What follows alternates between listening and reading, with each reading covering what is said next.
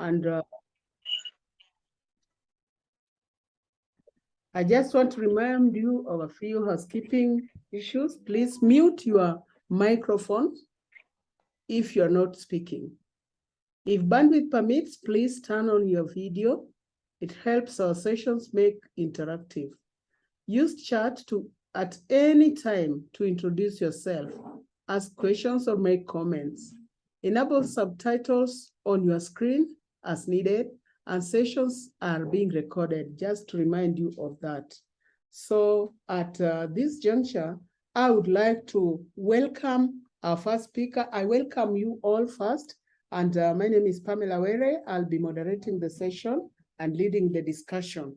Our first presenter today is Professor Frederick Chite Asirwa, MD. Prof. Chite is the CEO of International Cancer Institute, an organization whose main purpose is to expand education, clinical care, and training opportunities in cancer control and research across sub-Saharan Africa through multi-sectoral collaborations and partnerships with relevant organizations, both governmental and non-governmental.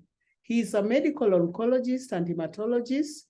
He is a PD and PI of several access to personalized cancer care and research initiatives, including Blueprint Program, that is Kenya, Rwanda, Tanzania, and Uganda, Shining Towers Program, Clinical Trials Program, all geared towards enhancing early detection, promoting primary HPV screening, providing SOC diagnostics and therapeutics cancer research. He has developed several training programs, including SSA Oncology Preceptorships Training, Digital Pathology Program, Telemedicine Program, Oncology Training for Physician Assistants, that is clinical officers, development,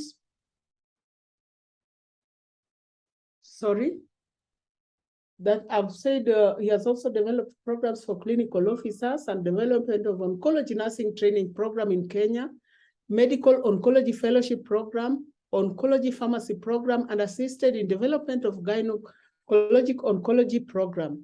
He also conducts oncology and hematology clinical trials in sub-Saharan Africa. He has previously, that is 2011 to 2019, the director of academic model providing access to healthcare, that is SAMPATH, Oncology and Hematology Consortium in Kenya.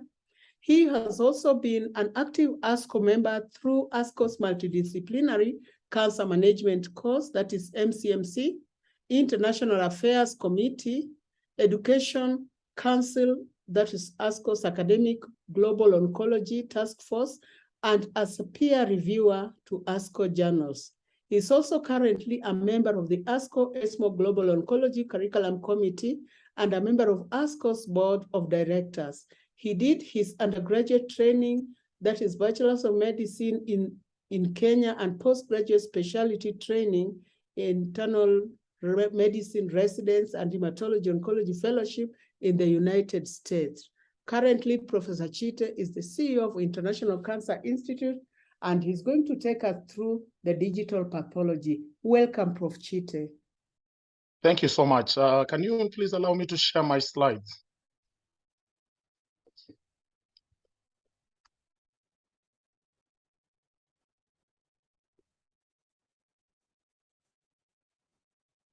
Christine, can you work on that?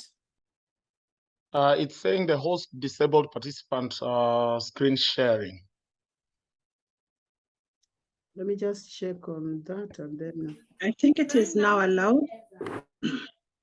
It is? Oh, perfect. Thank you. Let me share my slides. Here I can. Can you see my PowerPoint slide? Yes, it's visible. Are you able to see this? Yes, Prof, we are able to see. Okay. I'm able to see it. Thank you so much. So thank you so much, Pamela, for that wonderful introduction. I always just say it's easy to just say I'm an oncologist. It helps to save on time. But also Benda and the rest of the team. And also thank you, the ECOAF, for the invitation for this session. So I'm going to give you a little bit about ICI's digital pathology experience at International Cancer Institute. With the International Cancer Institute, our approach to care is multifactorial. And we look at the patient, the client, the community being at the center of this approach, where we have very much emphasis on education and training, as well as both communities and healthcare workers, as well as community screening, early detection. But it's important with those screenings and early detection to have the back end of optimal diagnostics and improved pathology work. But we've also noticed along the patient's journey, there are some other things that miss. If you do very good diagnostics, but you're not accessing to some therapies that help with this patient, including palliative care, it becomes an issue. With all this, we've actually integrated our system from data collection, data monitoring, to the ICT, data, telemedicine, and research. And then we also participate a lot in leadership, partnership, policy, and advocacy at various levels. And importantly, survivorship care and surveillance are so important. And if you look at the whole of this continuum, each of these areas, our clients, patients, and communities will be interacting with us, and we'll be interacting with them. And we always realize that using telemedicine, telepathology, as well as our tumor boards are the easiest ways to reach the most number of people efficiently. And so here is our Shining Tower. We started a project 2 years ago. We call it Shining Tower Project. This Shining Tower Project was basically to improve optimal diagnostics within our systems and create a hub and spoke so that we can actually help some of the county hospitals that are part of our partnership here in Kenya, but also others around the region that would benefit from this. So this was the beginnings of our ICI digital pathology, working very closely with Roche, the company in this partnership for the Shining Tower project.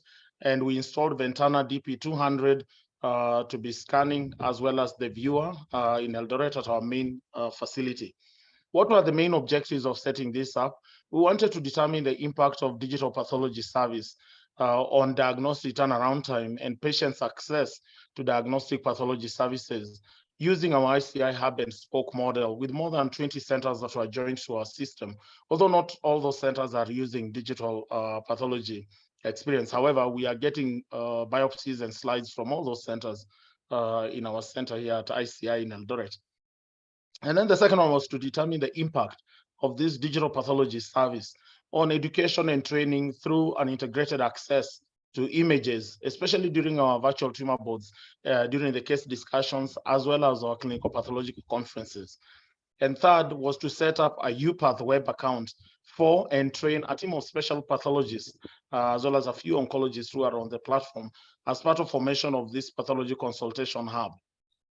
We've been onboarding some pathologists on this system, but we already have finished our pilot implementation project.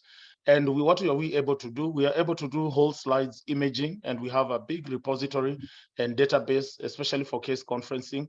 We trained a number of pathologists as well as histotechnicians and anatomic pathology technicians for coverage and improved access to diagnostic care, because it's not just enough to have the equipment on site, but it's also important to ensure that we can actually train on maximizing the benefit of this equipment and the efficiency within the system, because you're introducing a different type of workflow that in most of our labs, including our own, we are not wholly 100% digital. There are things that we are doing on digital platform, and there are things that are still being done on a case-by-case basis. Then also, we included this training of histotechnologists on pre-analyticals. We actually realized there was a huge component that was missing in terms of histotechnicians training. And one of those components was the orientation towards anatomic pathology. And most importantly, helping with the pre-analytical so that we can ensure that even the quality of the staining and the quality of the slides is up to par, especially if you're going to be doing whole slide imaging. So this has been a very successful pre-analyticals course, and we've held 3 courses so far. They go for a whole 2 weeks, and during those 2 weeks, it is both wet as well as dry lab activities that are being done. And so this is very important as part of what we realized. Otherwise, a lot of work will actually end up being with the pathologist in terms of ensuring that the slides are scanned properly. Then we are working on how to algorithm verification. We are working to ensure that in the next few months, we are able to use this digital pathology platform for HER2 verification. But we've also improved the turnaround time and average time for generating reports. The digital one is actually pretty straightforward. It's pretty quick, especially if you already have pathologists that are hooked onto the program, and anybody can review whoever you give access to as quickly as possible. Versus the traditional platforms usually, and especially in our setting, most pathologists are not oriented to oncology per se. And so you'll find, and even those who are oriented to oncology, you'll find some that would prefer to do lymphoma, others prefer to do breast. But when we are getting patients in our clinic, we are getting head and neck, we are getting brain tumors and all that. And so it's very important for the traditional platform. What has always been is that when a patient comes and the pathologist is not very sure, they'll keep the slide until somebody reviews it, or someone else that they are waiting for to review and confirm. Or alternatively, they could actually be on holiday and will wait until the pathologist comes for review. All our turnaround times, whether it's for traditional or for the digital, is actually less than 2 weeks. However, the digital pathology platform really outperforms the traditional within the pilot system. This is how we're integrating our digital pathology to the virtual tumor boards. So you can see this is I took this off my my computer, one of the meetings, and what we do is you have a pathologist showing some of the biopsies, the histology slide, as well as the clinicians, the clinical oncology discussing the case, and everybody else responding or answering questions. Now, what are some of the challenges? There's not always been smooth sailing. There are quite a number of challenges, but also those challenges present us with some opportunities, of course. There is a cost implications to this. The hardware, purchasing of this hardware, we partnered with Roche through our Shining Tower project. So this was a little bit easier International Cancer Institute. However, the software itself and the annual renewals are very expensive. And some go for as much as $20,000 a year. And that is quite a lot of money, especially for most centers. And you're looking at a platform like this really helping as many of the public institutions that deal with cancer care as possible in sub-Saharan Africa. So we have to have a discussion around softwares and how we can look for partners that can support several centers to be able to do this multi-year renewals. And then sometimes incentivizing the pathologists to use the system. And so when we are looking at incentives, it goes to how you are paying them, how quickly you get them to get their funds back. For the pathologists who are reviewing in country, for those who are reviewing out of country, entering a partnership with them. Some of them are actually part of consultants on our online training programs, the preceptorship courses that we do have. So there is a lot, and everybody is a little different, but we have to sit down with the teams and ensure that this is taken care of, so that you also have a quick turnaround time for the digital. And the need for well-trained histotechnicians. I've actually realized this is a weak link in a majority of our systems, that having quite a number of histotechnicians that are very, very well trained in a lot of pre-analytical slide preparation, ensuring that the quality is optimized, is actually a very huge area of need. Otherwise, there'll be a lot of back and forth. And with this digital pathology platform, is that if there is a slide that has been scanned but is not well prepared, then you go back and forth with the pathologist on, can you redo it? Can you do this and that? And that actually can add to the turnaround time. And then each center that has this must actually invest in some basic IT infrastructure, whether it's scanners, servers, with good bandwidth, uploads and download speeds, workstations, and there is also a lot of investment on administration, because there's a lot of communications, not only with the sites that are sending this pathology, but streamlining the system when the biopsy is in the system, and ensuring that the reports are generated and sent back to the patients. So there is a lot of work that is involved within this system. If you have bandwidths that are, and especially for those who are going to be reading from their computers, you want something like at least 5 to 10 Mbps, if not more. However, in most of our centers, sometimes you find that is very hard to come by, and so loading and downloading is quite hard. And then what are the opportunities that this presents? there is integrated workflow and ensuring that you have a second opinion. And this is very, very important, especially when you have some of those challenging cases that really require somebody else to review. As I said earlier, we don't really have enough pathologists to go around.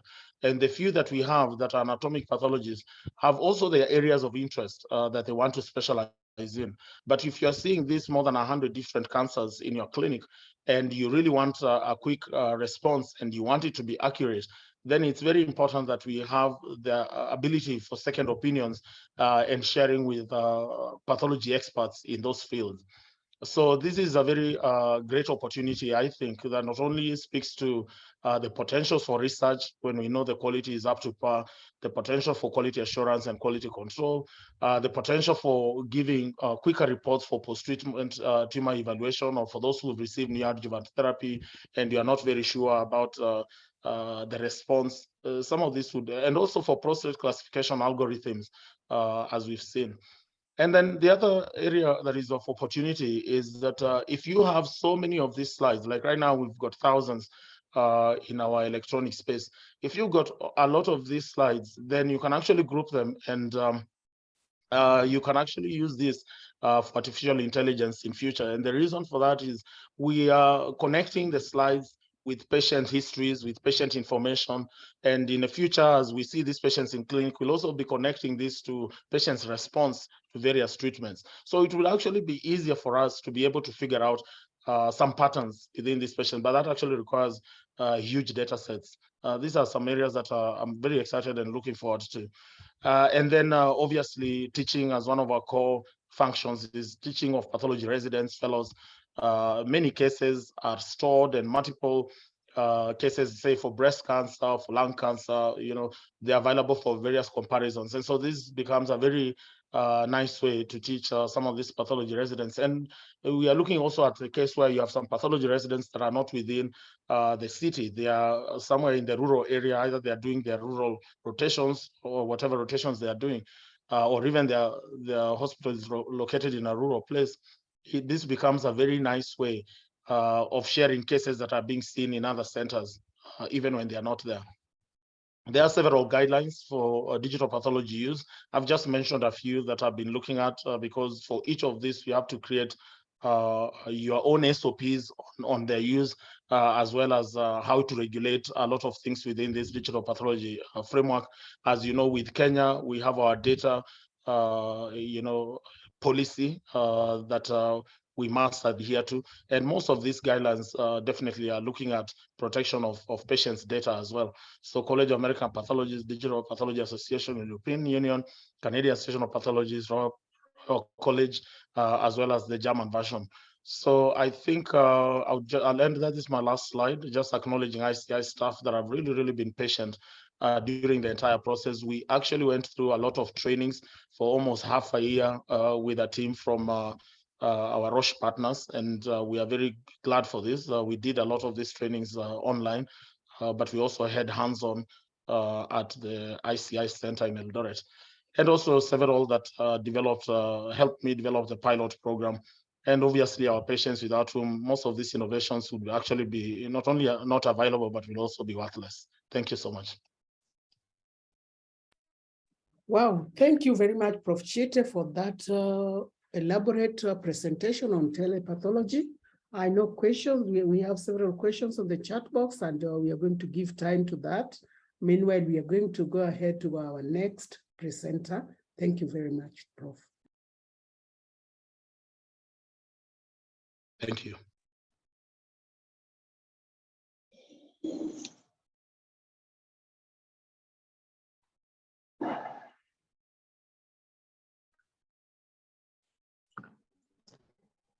Good afternoon. This is Remedy. Hello? Yeah, I would like to welcome Ms. Remedy. Ms. Remedy is a histotechnologist and head of the histotechnology department at the Bingo Baptist Hospital Pathology Lab. She's also a member of the SIOP, that is the International Society of Pediatric Oncology. She's a social and healthcare systems management student at the MIHS Uganda, a program validated by the University of Manchester, She has been involved in seminars aimed at harmonizing cancer diagnostic processes and treatment in Cameroon under Roche and SIOP. Remedy has 12 years working experience in the pathology laboratory. She has a laboratory. She has developed interest in management as a task of training, organizing, and improving pathology laboratory services that keeps increasing with quality. She's dedicated and effectiveness being key in cancer diagnosis, especially in the area of immunohistochemical staining. She has also assisted in setting up a pathology laboratory in Nigeria with the microvisional telepathology system.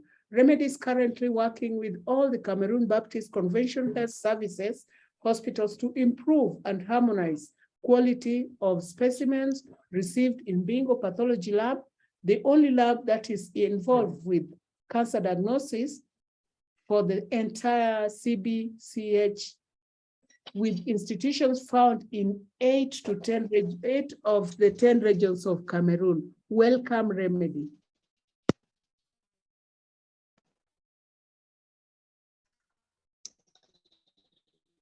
Thank you very much. I'm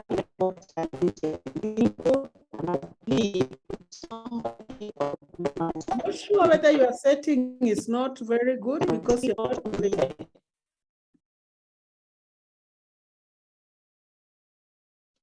Hello.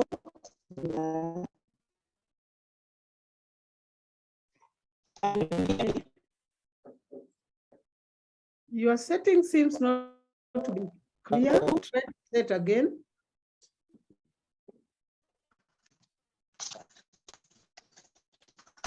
So sorry. My phone back.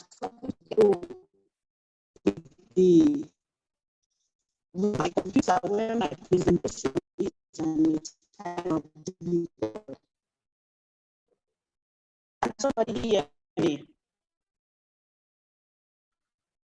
We can't get you well. Maybe it's your internet setting or maybe your equipment. Try just to reorganize it a bit so that we can be able to get you. Or maybe you just switch off the camera so that we have a better bandwidth for your presentation.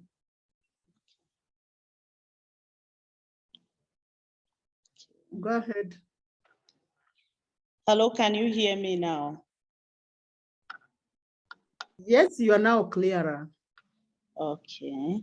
Yes. Do you have my presentation to upload so that you can share it from there while I just do the presentation? My computer is giving me a little bit of trouble this afternoon. I think I can see someone trying to display it because I did receive it. Okay, thank you. Christine, do you have it, or Benda? Yes, I'm sharing. Yeah, thank you. Okay. Thank you very much. Okay. Okay, that is the topic. The topic is the use of the telepathology to advance and streamline quality cancer diagnosis, a case of Bingo Baptist Hospital.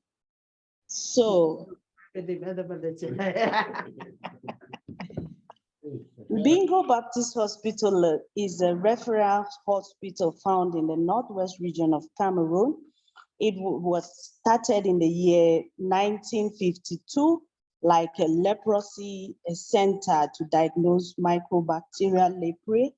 It has, through the years, grown into a general hospital, and it still diagnoses the microbacterial tuberculosis as a center here, and it has grown through the years to a referral hospital with training programs. The bigger ones are the PACS, which is the Pan-African Academy for Christian Surgeons, and the Christian Internal Medicine Specialization Program. The pathology laboratory started in the year 2010.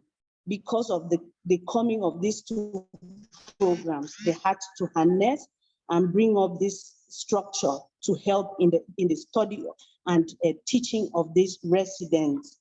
Next slide, please. The work accomplished so far, we can see from our statistics, the FNAs, we do cytopathology, we do histopathology. And as all of us know, the cytopathology involves bone marrows, body fluids, we have the aspirations. And for the histopathology, that's the bulk of the work. We have received so many of them all through the years. So we can see the statistics that are displayed up on the screen. So for cytopaths, we do find the aspirations, as I earlier mentioned, including superficial structures and deep-seated masses, as we can see. After doing this, we stain with our quick Romanowski stain. And why I am projecting this is for us to know how we do this, how we come about with the diagnosis. Professor Chite talked about the processing of specimens. Yes, we need to know all this. If we want a good diagnosis, we must start from preparations, specimens preparations. So this is what we do. For body fluids, when we get them, we want to see, are they hypocellular or they're hypercellular? If they are hypocellular, we want to spin them down using a cytospin. I think that's the next slide, please. We concentrate the cells within a small space so that when the pathologist is viewing, he could use a smaller area to see cells that are more dispersed. So the next slide, please. Hello?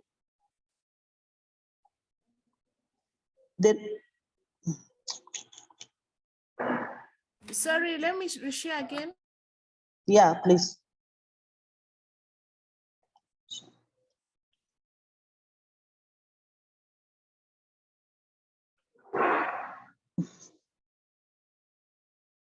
Yeah, we are on the 7th slide now. Yes, that is the work we have. Okay. That is the Romanowski stain that we use to stain our FNA slides. It's just a simple right stain with a 10 minutes dip on the stain, and then we intensify the staining, and then we air dry. The next slide, the 8th slide, please. That is a picture of the cytospin used in concentrating body fluids. When we get body fluids, we want to make them and put the slides onto we want to put the cells onto a slide.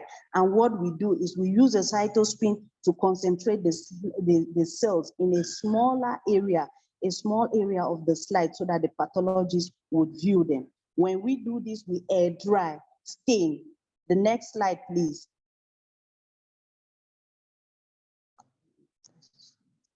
Okay, this is the beginning of the telepathology system, but this is just a simple a system that we have here in Bingo. We have a camera that is inbuilt on top of the microscope. If we can see very well, there's a camera here inbuilt on top of the microscope. This camera helps the pathologist to take static images and send for consultation with other pathologists when a case is confusing or when he needs a second opinion. So this is actually where the idea of the telepathology system started in Bingo Hospital. The next slide, please.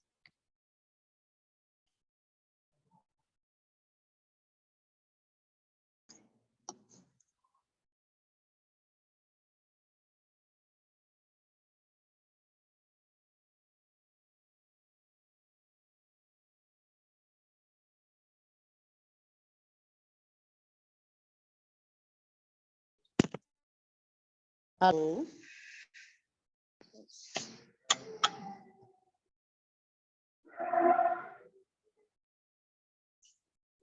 Yeah, that is a slide hello. Yeah, this is a slide demonstrating the surgical specimens we receive. when you receive a sample before diagnosis, before processing, you want to be sure, are the requisition form, do they match the specimens the surgeon or the requesting healthcare provider said they were? Are the specimens well oriented? Are they in a proper fixation? Have they been fixed correctly? All those things we need to take into consideration, because as we would see, if we are not sure of all this, it will lead to pre-analytical errors that will affect both telepathology diagnosis or the regular diagnosis if we don't ensure that these things are well placed. The next slide, slide number 10. Okay, this is an example. This is our gross room with a histotech grossing specimens, ensuring that everything has been well spelled out. So each specimen must match the corresponding information from the surgery, from the healthcare provider, because we don't want to give out diagnosis to a different patient. The next slide, please.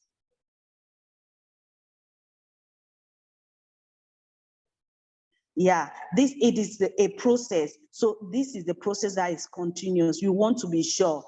You want to make sure that everything is in order. If you don't lay out the appropriate size of the specimen on the cassette, you are going to mess up everything. Maybe you represent tissue not the way the pathologist will want it, especially if there is no pathology on site. So these aspects are very, very critical in any diagnostic laboratory. The next slide, please. Okay, we use a microwave, and as I said, grossing is very important. We use a microwave, and if the sizes of the specimens are too thick, you will not expect the chemicals to penetrate so well. So we want to know how is the size of the specimen, how was the cut done. So if you don't gross well, you don't expect the specimen to turn out well, both on the slide and even when you're sending the images to the pathologist. The next slide. Yeah, continue, please. Hello? Yeah, that is still the processing. You know, histopathology requires a lot. A specimen comes and it justifies the turnaround time. Professor Chite talked about a 2-week turnaround time. But with the microwave, with the coming of the microwave, we have reduced our turnaround time from 2 weeks to about a week. And even in quick cases, at times they want to see the results in a few days. So we can actually do a quick run, and the patient will have the report within 3 days if the pathologist is on seat, or if we inform the pathologist that this patient sample needs a quick a review because of the state of the patient. The next slide, please. Yeah, that's the tissue embedding machine. That's another process. Maybe we'll just run up to maybe slide number 16. Okay. Yeah, that's how that's the microtome we are using to section. And this sectioning is very important. At times, a histotechnology would think that sectioning a sample at maybe 3 microns will be better, but maybe the pathologist will prefer it done at a certain micron. So depending on what your pathologist wants, it is very important to maintain the standard 3 to 5 micron microliter microtome size of a ribbon. So that is microtomy. And then the next slide demonstrates the way the tissue is placed on the slide. So it is very, very important for us to see this so that we know what is happening and how with the processes that are involved in putting a tissue onto a slide.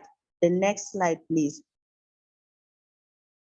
Yeah, that is an example of a ribbon being attached to a slide using a water bath.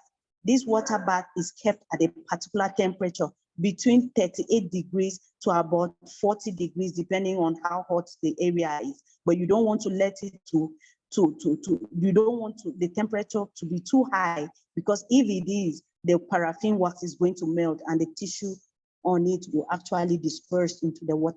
So we want to maintain it at a normal temperature that's closer to body temperature as possible, so that it sticks onto the slide.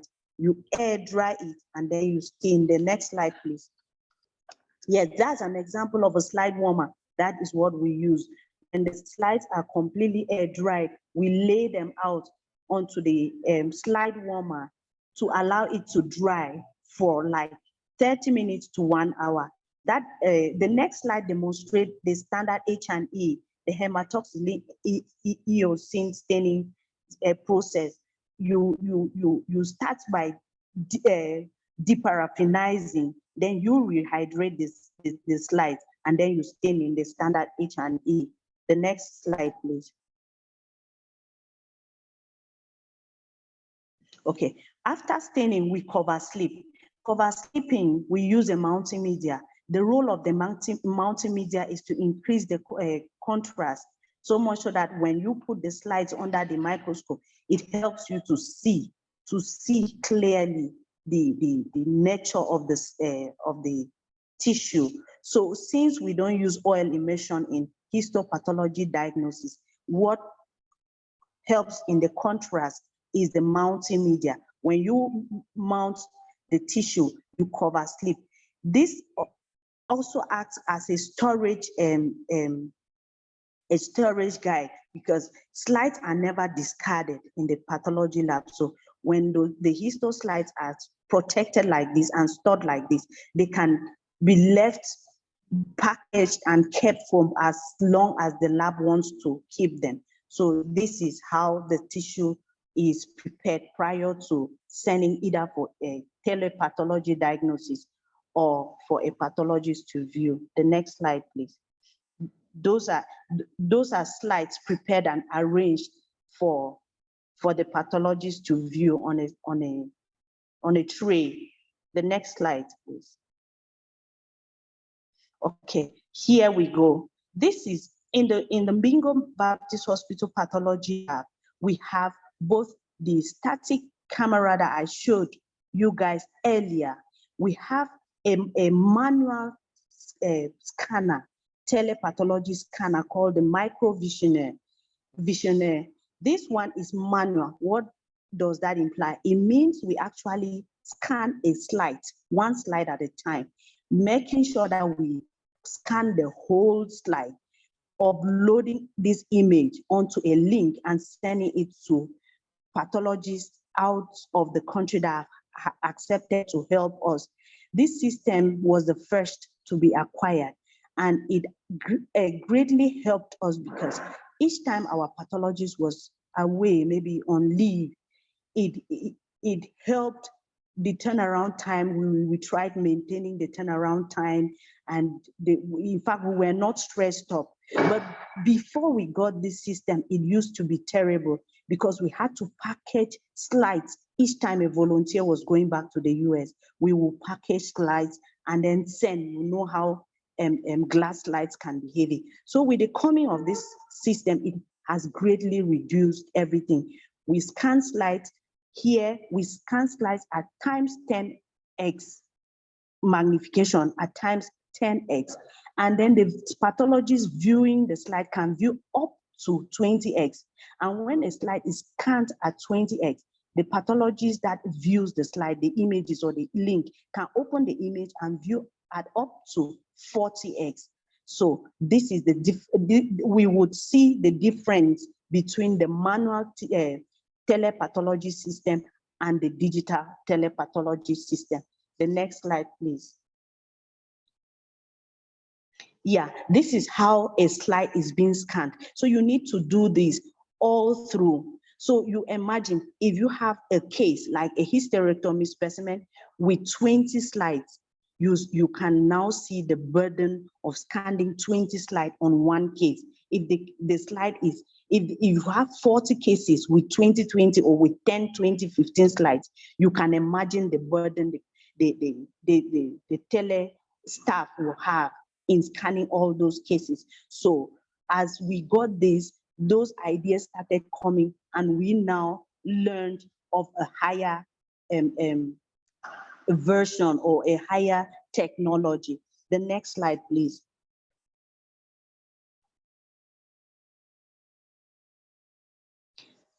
When the slide is scanned, as earlier mentioned, the pathologist would upload, we send it through a link. So the pathologist will upload it using his computer, and will be able to view what we scanned. So you see how beautiful the slide is looking. It's representing the whole tissue that was on the slide. So that is the manual tissue, manual telepathology scanner, which is called the microvisionaire. The next slide, please.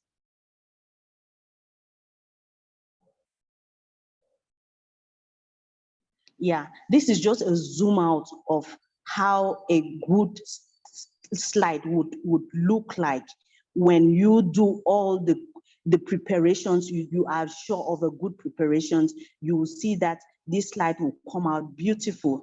And Professor Chite will confirm that this is a well-stained slide. And if he was using the microvisionaire to look at it, he will tell you that it has been well prepared. The next slide, please. Okay, we now developed, and since the burden and the workload became so heavy, we now saw the need, and with the help of the missionaries, we got to a multi-easy scanner. This scanner is an automatic telepathology system. This particular one is called the 6 Pro scanner. So what is the 6 Pro? We have a slide holder that loads up to 6 slides. So if you have 6 cases, maybe of single, or 6 single cases, I hope we understand what I'm talking about. A case that just has 1, another case that has 1, up to 6. We can load them into this system, and then you leave it, you just program it. It scans the total number of slides, like the total 6 slides, and then uploads it. Then you send it to a pathologist to view, or to pathologists to view. The next slide, please. The next slide.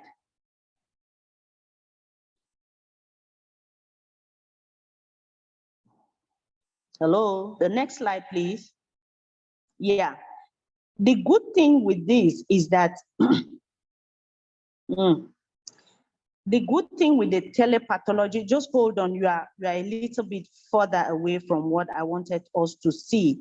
The good thing with this telepathology, automatic telepathology scanner, is that the images on this are brighter. You can slot the slides in, and then you go doing other things. You come back only when you get a signal that the slides have already been scanned.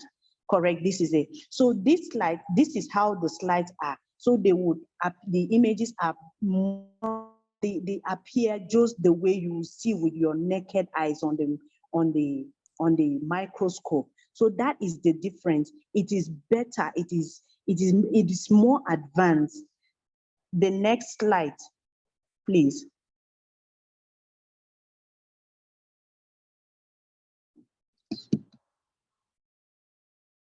The next slide, please. Okay, this is an example of the report that is generated in the MOTIC easy scanner. Why I included these words, because when you print out the results from the MOTIC, they look very standard.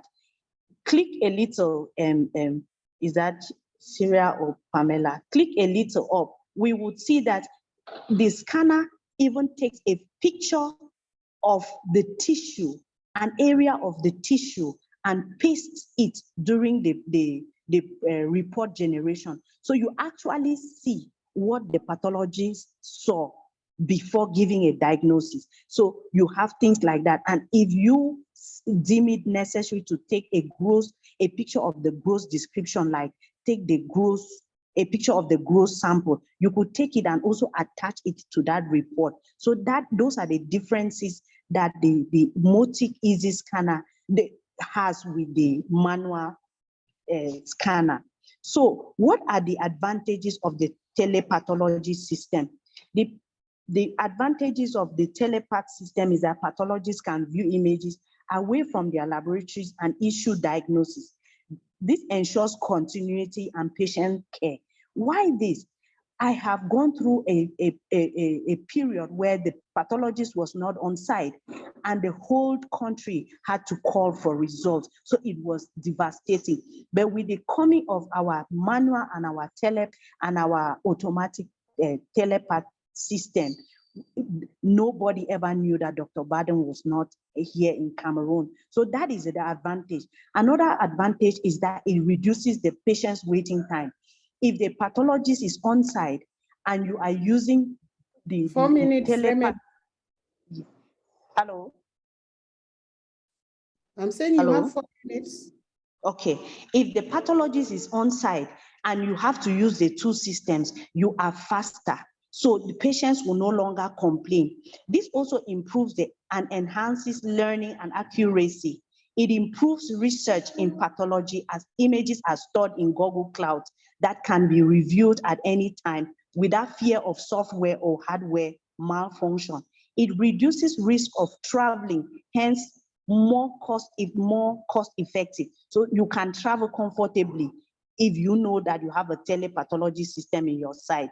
The next slide shows the disadvantages of the telepathology system. The first disadvantage is that with the automatic scanner, only the software engineer is allowed to input the pathologist's email to view images generated. So with the MOTIC system, any pathologist that has to view images from Bingo, the engineer is the one to input that person's email. We cannot do that.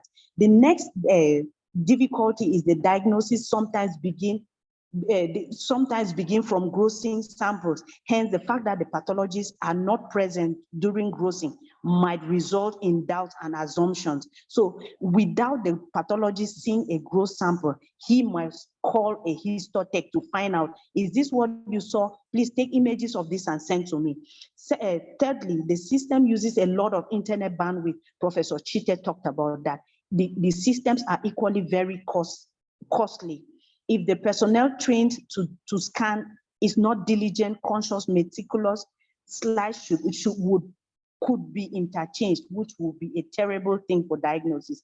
It is time consuming, especially when using the manual tissue scanner. So reasons for poor diagnosis, I talked about it: pre-analytic errors, analytic errors, and post-analytic errors. So those early slides were to tell us that if you don't handle specimens very well, it will lead to all those things. And then reasons for poor pre-analytic errors, I talked about patients' identification, specimen sampling, fixation, transportation, registration, poor handling. All those things will affect both the telepathology diagnosis and the regular diagnosis. So the analytical errors, if the laboratory fails to do its work correctly, all those errors will play into the slide, and what you will be generating like images would not be what the pathology wants. So post-analytic errors to play a part in telediagnosis. This is go ahead, Forward to slide number 35, please. Remedy, 2 minutes to sum up. Yeah, so we would see that if you handled specimens correctly, everything will be fine. So with the telepathology system, you could install a pathology laboratory anywhere in the world and have pathologists in another part of the world to view and give diagnosis, ensuring continuity of patient care, and everything will work well. I think I have gone through the slides, even though I was ahead. So thank you all for listening. I welcome questions if there are any. Thank you very much, Remedy. Yeah, That you're was a welcome. very, very, very precise presentation. And I Thank think you. it has really enlightened us on what digital pathology is. Yeah, And thank you. when putting it together with what Professor Chite has presented, I can say we have learned a lot. However, at this time, I can just summarize that digital pathology is a holistic approach that comprehends interventions in all stations of work at the pathology laboratory, and it is introducing innovation. And I think this is one way of improving onto the quality of care. I've seen quite a number of questions on the chat box, and somehow most of these questions have been addressed. Professor Chite has addressed almost all the questions, and I would still encourage us to put questions on the chat box. Digital pathology is attractive and convenient for pathology laboratories worldwide. And digital pathology also represents a safer and more efficient way of working and should be considered the new standard of pathology. However, we still have challenges here and there, and I would like to bring this to a discussions. Maybe I can ask Professor Chite maybe to give a bit of light on this. What does it take to set up a digital pathology lab, and what advice can you give to those who want to set up such centers? What are the best practices recommended for implementation of a digital pathology lab? Maybe Prof. Chite, you can give us a light on this. Sure, thank you so much for the question. And I think I'll take that question with the one that I missed in the chat box. There is a question here. There was a question on government investment in cancer control, hardware versus human resources. I think we need both. I've mentioned that. So yeah, this question is also here. Do we have electronic slide scanner, but the slide trays are broken? How can we get the accessories to purchase? Could you please help suggest a company? So yes, part of this, it's the initial investment that is quite heavy. And I think part of it, and as we've heard, which is actually very true, that the previous digital scanners that are doing part of the slide, they're not doing a whole slide imaging, were a little bit missing out on some spots that could have been picked, because if somebody does not scan the whole slide, it means if they miss a specific area that has an abnormality, then whoever is reviewing the scanning will still erroneously miss because it was not captured. But whole slide scanning have actually removed that component, because you have the entire slide, and as we've heard, and it's true, you are actually viewing you are viewing your computer the way you could actually be viewing the actual slide in the lab. So the cost you need, there is the hardware part of it that you need to invest in. And the hardware, I would actually say that one, you have to invest in very good IT, within your systems that you are connecting from, because there is a lot of connections that you need to make, from the scanning to the cloud, to the sending the images to whoever is going to read them from far. So good internet access is very important. Ensuring that there is proper cabling within your system. I think these are some just preliminary expectations. Somebody mentioned about the issue that some of the slides can be mistaken if somebody is not scanning them very well into the system. Like you say, this is Chita's slide, but it's entered as Pamela's slide. Yes, that can actually happen. And one of the best practices is to ensure that you are using SOPs for everything. So if you look at International Cancer Institute, we have SOPs for accepting slides from various centers, because we realize that sometimes we are accepting these slides and then within a day or so, we turn around and say this slide is not well prepared. And so you just need specific basic principles that you share with those sites, the various, the spokes that are part of your hub. These are the expectations when you're doing any pre-analyticals. We expect 1, 2, 3, this is how to prepare this one, and it has to be very, very clear.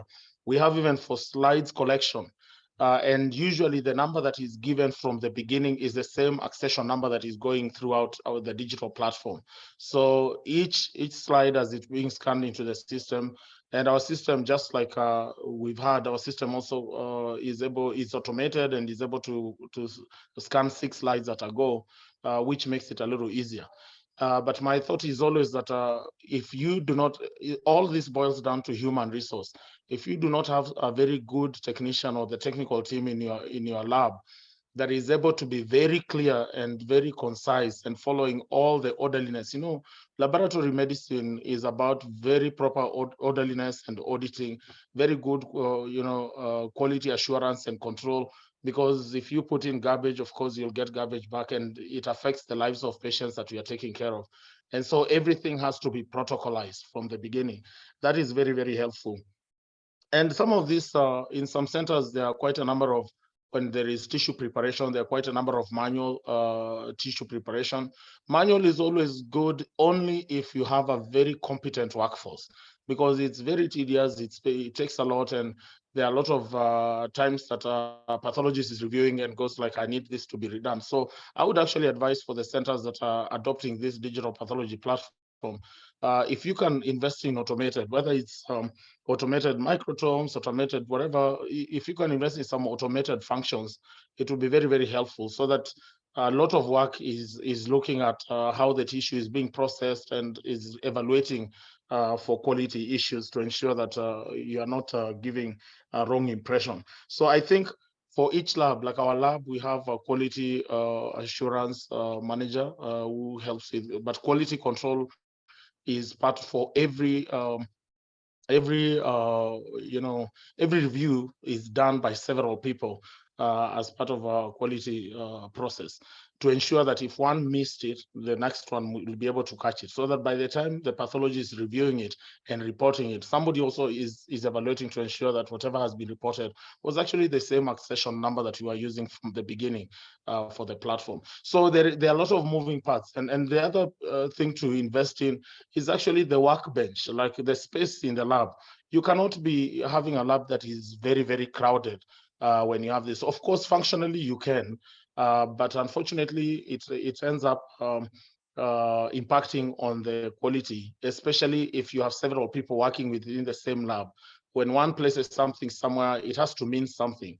Either the tissue is being analyzed, it's post-analysis, here it's the recording, here it's the reporting. This one has gone through the entire process, the administrator now is printing it out. So there are several components, and everybody needs to have their job card. So I think for me, investing in the initial hardware, investing in IT and ensuring that your bandwidth is very good, continuously learning the system, so that if you have a new pathologist you're inviting to the system, you don't just tell them, come to the system, here is your accession, here is your access code. No, they must actually be trained on everything about the system, so that whenever they are reviewing, they can also be participating in the quality assurance and review within the system. Thank you.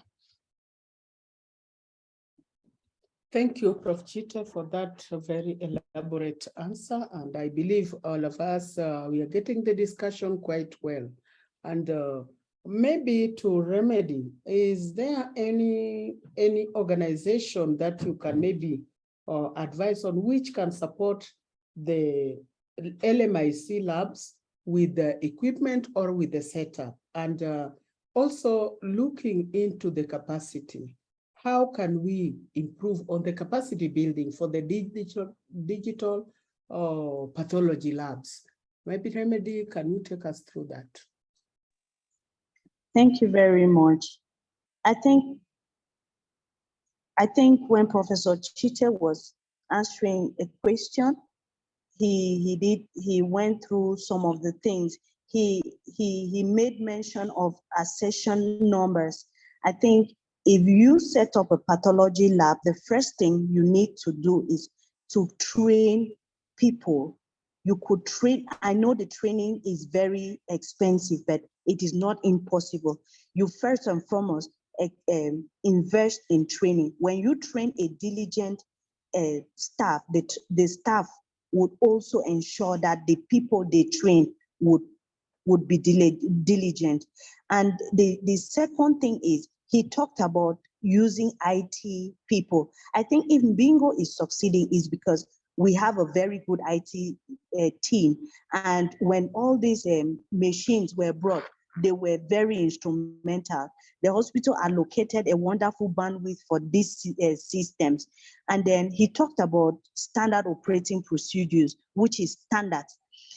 In our laboratory, we have tried. We are really struggling, and we still struggle, until you cannot maintain, you cannot say you have arrived. You keep maintaining even when you are reaching a certain point. So we make sure that every single specimen that enters the lab has a laboratory number. That number runs even through cassettes, and we don't leave it at numbers. We include patient's initials, so much so that if I have an arrow B on a slide and it has the same number on two different samples, there is a problem. It checks at the portal of entry and it will check at the portal of exit. So much so that what he said, garbage in will be garbage out. We are guarding against that. If a specimen is completed, we arrange the specimens onto trays, those trays you have. And if those samples, if the slides don't match the proper label, the name, the initial, the date, you know already that there is a problem. So it ensures that quality, the quality assurance, and that is the auto check that we have. And if a sample or if a slide is not well represented if a sample is not well represented on any slide, I think it's the duty of the pathologist too. So we are like a two double arrow. You are helping me to see where I am not meeting up, and I am helping to give you the best of what I think should be the best. So what I'm answering your question. Thank you very much, Remedy. I think that is an elaborate, it's very, very elaborate. And I believe like we are looking into ways of making cancer diagnosis or making any other diagnosis as fast as possible to attain the quality of care as we do clients management. And this is something which can be easily implemented, especially in our sub-Saharan sub-Saharan Africa or lower and middle income countries. I don't know whether Benta you could be having some comment before I pose the next question. No, not at the moment. Kindly continue. Yes, so with that, I can say that we have learned quite a lot, especially looking into digital pathology lab and how it works. I want to believe that all the questions that have been put on the chat box have been addressed, unless maybe someone has some other questions that we can put up. And I believe that this was one of the very, very educative sessions as far as digital pathology is concerned, because most of the clients that we manage, we realize that management starts late because of late diagnosis. If we can find a way whereby most of the fast centers and closed centers can be able to get a way whereby diagnosis can be done easily. Like now, ICI, we work with the peripheral labs to help them make diagnosis honey through digital pathology. I believe if this one is emulated by other labs, we will be able to ensure that diagnosis takes place very well. And at this juncture, I would like to welcome Charles Muya in case you have something, or I'm not sure if Christine is the one standing in for Charles, because I've not heard Charles. Pamela, I'm the one standing for Charles. Go ahead.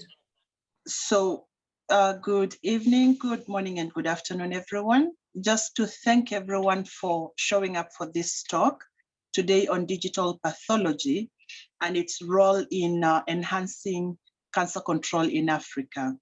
I want to thank Pamela, our moderator for the day, and our very informative and very enlightening speakers, Professor Chite, as well as Remedy B, who have taken us through the session. I noticed we have a question on the chat, Pamela, that has been asked by Professor Gendahayo. He's asking if we can recommend to have an IT personnel working permanently in the pathology lab. And I think Professor Chite has mentioned that it doesn't have to be throughout in the lab.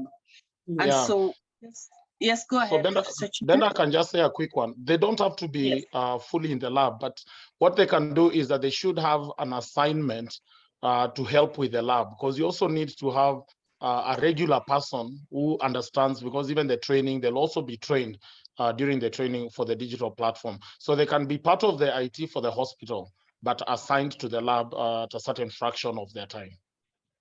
Fantastic. Thank you so much, Professor Chite. So as we are coming to a close of the session today, just Hello, also Pamela. Sorry, Hello, yes, Pamela. Remedy? Hello, Yes, Remedy. sorry. Yes, Yeah, sorry. We actually missed out on one slide that was very important. I want to also highlight here that quality of our service delivery would depend so much on the quality of our chemicals. I have had issues with processing because of poor chemicals. So if we are embarking on this, we should know that the pre-analytic errors that we are talking about has a lot to do with our diagnosis. So when we are thinking about setting up digital pathology, we should ensure that our local markets or our countries have good sources of good chemicals. We had a problem in Nigeria. We had to wait there for a long time just trying to purchase chemicals. We started having adulterated chemicals until we got to a good vendor who had good chemicals. So chemicals play a big role in pathology diagnosis. Thank you very much. Thank you. Thank you so much for that, Remedy.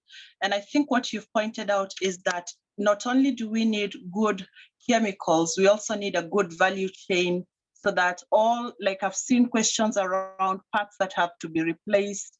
We've seen questions around compatibility of one slide, different slides to different machines. So I think it's a whole continuum of the machine to service, so that it's able to provide the services that are required and the human resource capacity to support the machines and the technology.